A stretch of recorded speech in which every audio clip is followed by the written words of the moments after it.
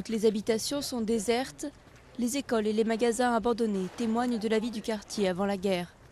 Aujourd'hui, c'est devenu la ligne de front entre les insurgés islamistes d'Al-Shabaab et la MISON, les forces de l'Union africaine.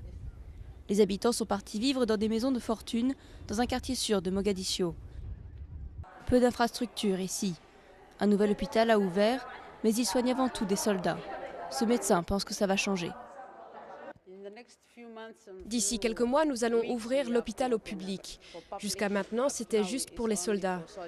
Nous allons avoir un département pour les civils, des services appropriés. Très peu d'ONG interviennent à Mogadiscio.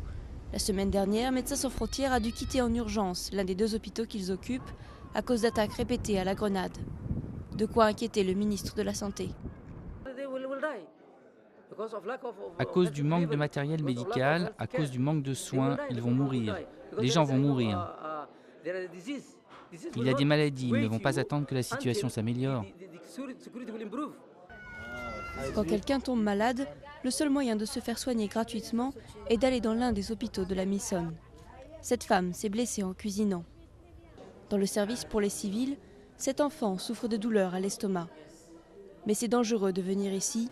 Ils risquent leur vie si les insurgés d'Al-Shabaab découvrent qu'ils ont été soignés par un médecin de l'Union africaine. J'ai amené cet enfant depuis la banlieue de Mogadiscio. C'est loin. Nous n'avons pas le choix. Je me fais soigner aussi. Et selon le médecin en chef de la base, la plupart des médicaments disponibles dans le pays ne sont même pas sûrs. Le peu qui arrive ici n'a même pas été vérifié. On ne sait pas s'ils sont sûrs pour un usage humain. C'est déjà tellement difficile de les obtenir. Le nouveau gouvernement somalien espère pouvoir rétablir la paix à Mogadiscio avant la fin de son mandat, en août 2012.